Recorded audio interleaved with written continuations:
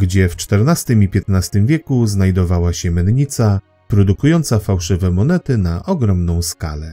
Jaki los spotkał młodego rycerza zakonnego zabiegającego o względy mniszki, dlaczego jedna z lepiej umocnionych linii obronnych III Rzeszy przetrwała wojnę w stanie prawie nienaruszonym. Dowiecie się tego wszystkiego, oglądając dalszą część naszego filmu.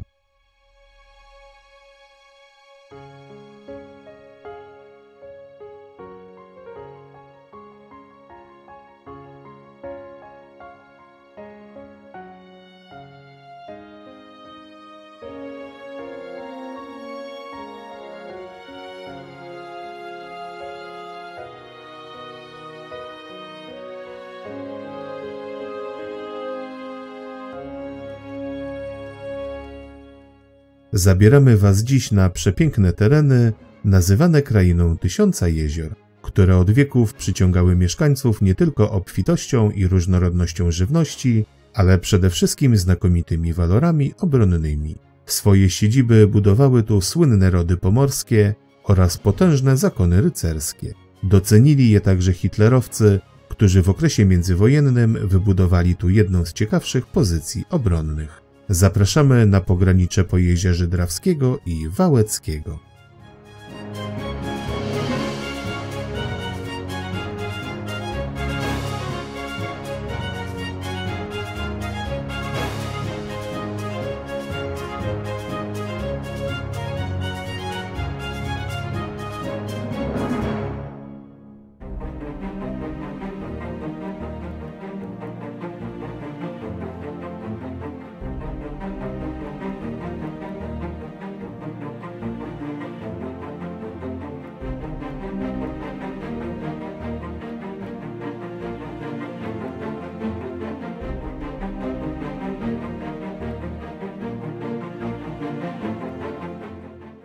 Zamek Drachim to dawna twierdza Joannitów o strategicznym znaczeniu w czasach średniowiecza. Powstała na wąskim przesmyku między jeziorami w miejscu wcześniejszego grodu obronnego plemienia Drawian.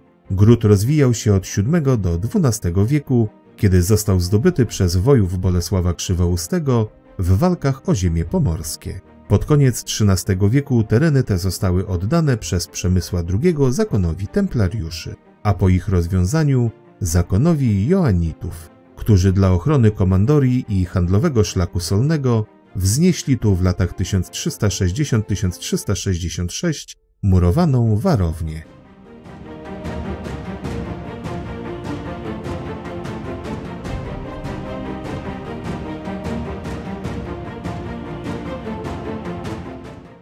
Zakon nie cieszył się zbyt długo nowo wybudowanym zamkiem.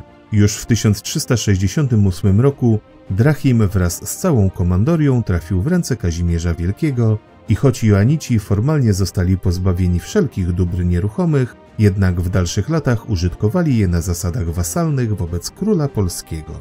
Nie przeszkadzało im to w knuciu i spiskowaniu przeciw Polsce. Kres rządom zakonnym na zamku przyniósł Władysław Jagiełło w 1407 roku, gdy po 3-dniowym oblężeniu zdobył zamek.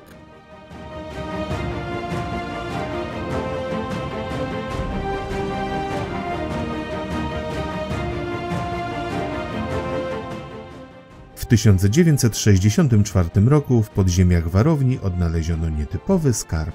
Było to 1500 monet polskich, pomorskich, śląskich i krzyżackich z XIV i XV wieku. Jak się okazało, wszystkie fałszywe. Skłóceni z sąsiadami i dążący do samodzielnych rządów Joannici dostrzegli możliwość poprawy swojego położenia dzięki nielegalnym pieniądzom produkowanym na zamku Drachim. Archeolodzy odkryli tu matryce i inne przedmioty służące do fałszowania monet na ogromną skalę. Co by nie mówić, przedsiębiorczy to był zakon.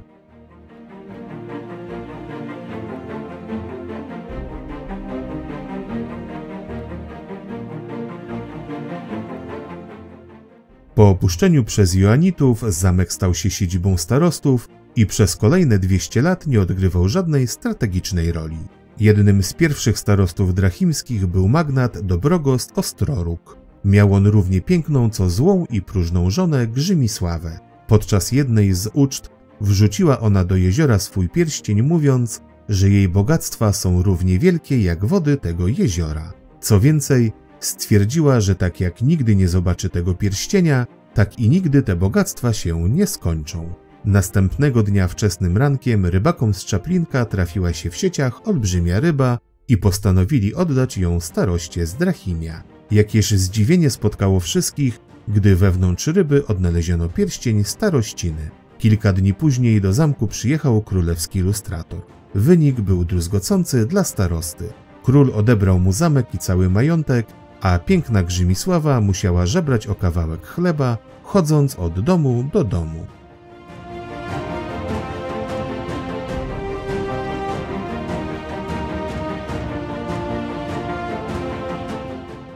W 1657 roku król Jan Kazimierz postanowił oddać zamek w zastaw elektorowi brandenburskiemu za sumę 120 000 talarów. Brandenburczycy zarządzali nim do pierwszego rozbioru Polski. Pożar pod koniec XVIII wieku rozpoczął okres gwałtownego upadku dawnej zakonnej siedziby. Znaczną część murów rozebrano, a tereny zamkowe sprzedano. Poważniejsze prace zabezpieczające połączone z badaniami archeologicznymi przeprowadzono na zamku w latach 60. XX stulecia, a pod koniec wieku sprzedano je prywatnemu właścicielowi.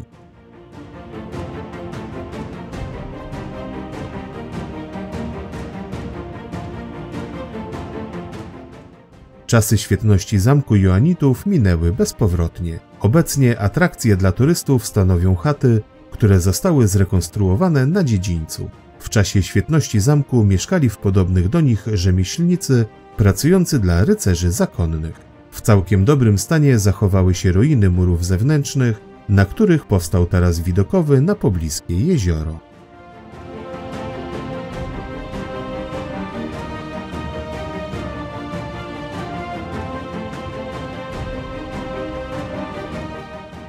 Jeśli podoba Ci się nasz film, proszę zostaw łapkę w górę oraz rozważ subskrypcję kanału i włączenie powiadomień.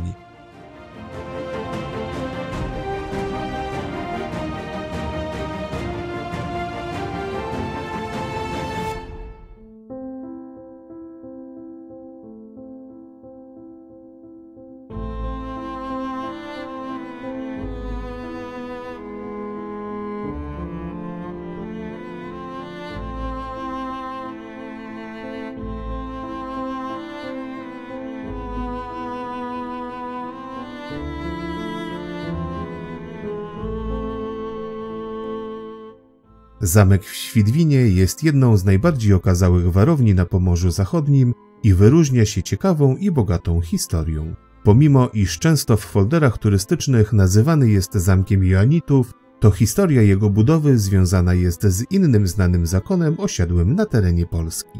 Dokładnej daty budowy zamku nie znamy, ale początki budowli wzniesiono zapewne przed rokiem 1317, kiedy to po raz pierwszy został wymieniony w dokumentach.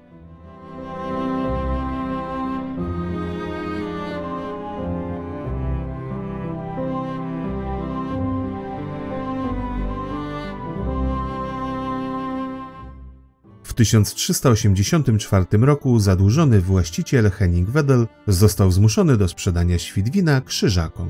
Zależało im bardzo na tej warowni ze względów strategicznych. Chodziło o uzyskanie bezpośredniego sąsiedztwa z Brandenburgią, gdyż stamtąd i innych krajów niemieckich rekrutowali się nowi rycerze zakonni i goście niezbędni do krucjat przeciwko Polsce i Litwie. Nowi właściciele szybko przystąpili do przebudowy warowni. Wybudowano nowy gmach mieszkalny, umocniono mury i podwyższono wieże. Dzięki temu zamek był lepiej przystosowany do ówczesnej techniki wojennej.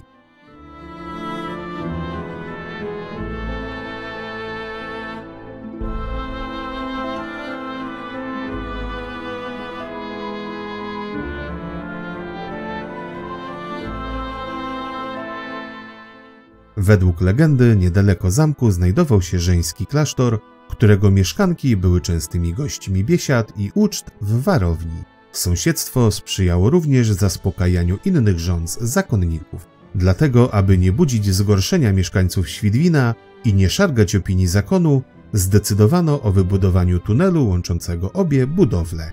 Gdy pewnego razu najpiękniejsza mniszka stała się obiektem pożądania jednego z młodych rycerzy, i pozostawała obojętna na jego starania, ten, doprowadzony do ostateczności, zaprzedał duszę diabłu w zamian za magiczne słowo, które pozwoli zdobyć serce zakonnicy. Gdy doszło wreszcie do upragnionego spotkania w tunelu, zestresowany rycerz pomylił się w wypowiadanym słowie i zamiast z piękną niewiastą opuścił podziemia w towarzystwie diabła. Zakonnica zaś do dziś czeka w tunelu na wybawcę znającego magiczne słowo.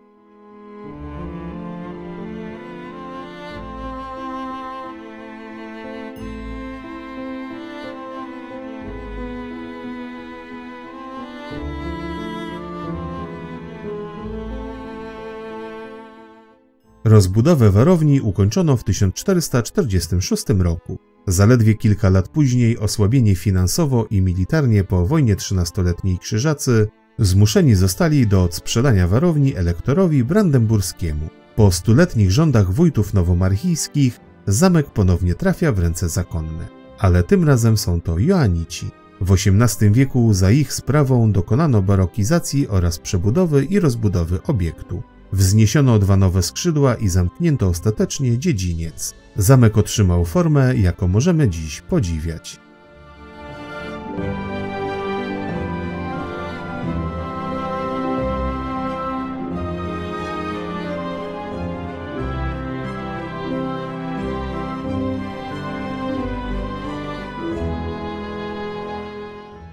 Także Joanitom nie było dane cieszyć się przebudowaną warownią zbyt długo. W 1810 roku na mocy edyktu króla pruskiego odebrano zakonnikom dobra, włączając je do skarbu państwa.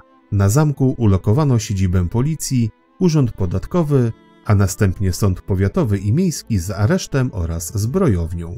Szczęśliwie zamek ocalał podczas II wojny światowej, ale po jej zakończeniu nie był użytkowany. Dopiero w latach 60. XX wieku zaadaptowano go na ośrodek kultury i taką funkcję pełni do dziś.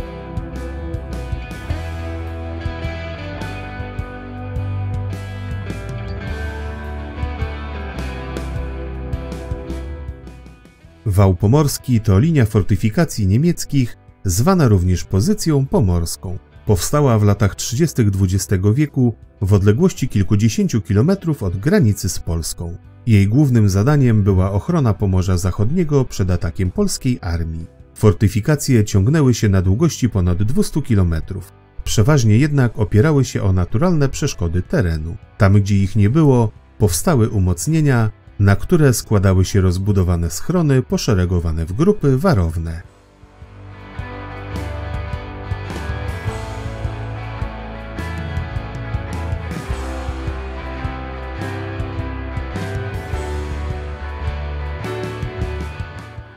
Wałcz był ważnym węzłem drogowym i kolejowym, dlatego obrona miasta składała się z kilku odcinków przedzielonych przeszkodami wodnymi.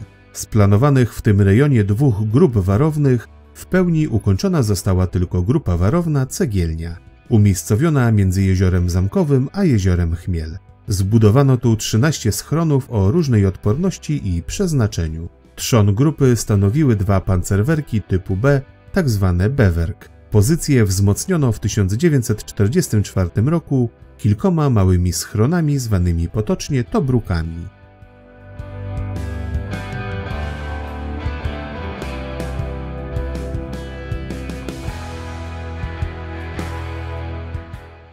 Załoga twierdzy Wałcz w styczniu 1945 roku składała się z mieszanki różnych oddziałów, często o niewielkiej wartości bojowej, ale wystarczająco licznych, żeby obsadzić wszystkie schrony i skutecznie bronić się za ich murami. O klęsce zdecydowało przełamanie linii wału przez żołnierzy I Armii Wojska Polskiego, kilkanaście kilometrów na północ od miasta. W ciągu kilku następnych dni Wałcz mógł zostać całkowicie otoczony dlatego dowództwo niemieckie zdecydowało się na ewakuację.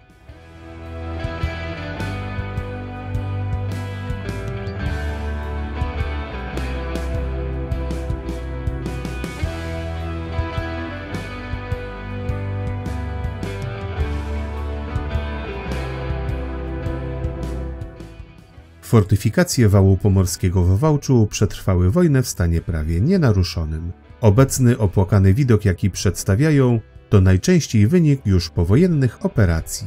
Najpierw ogołocono je w większości z elementów żelaznych, takich jak drzwi oraz kopuły pancerne i grube płyty osłaniające strzelnice, a następnie wiele z nich wysadzono w powietrze. Dzieła zniszczenia dokończyła katastrofa budowlana w latach 80., kiedy to schrony osunęły się do wyrobiska odkrywkowej kopalni piasku.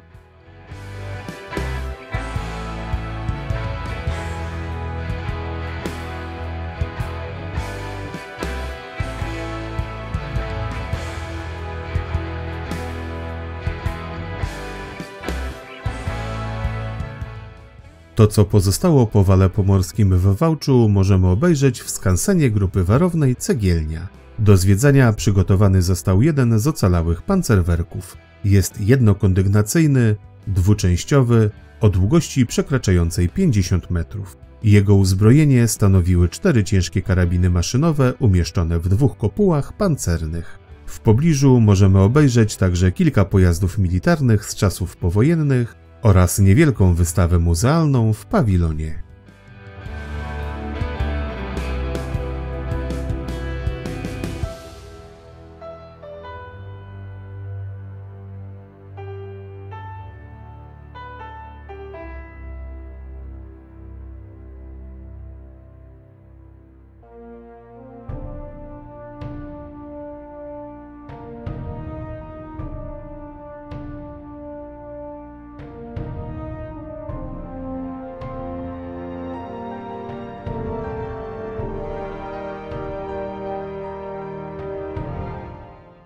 Będąc w Wałczu, można wybrać się także na jeden z największych cmentarzy wojennych w Polsce. Na terenie o powierzchni prawie 9000 m2 znajdują się zbiorowe mogiły ponad 4000 żołnierzy polskich i ponad 1500 radzieckich. W pobliżu obelisku ustawiono 2 krzyże, katolicki i prawosławny. Przed wejściem na cmentarz postawiony został pomnik ku czci żołnierzy walczących o zdobycie wału pomorskiego.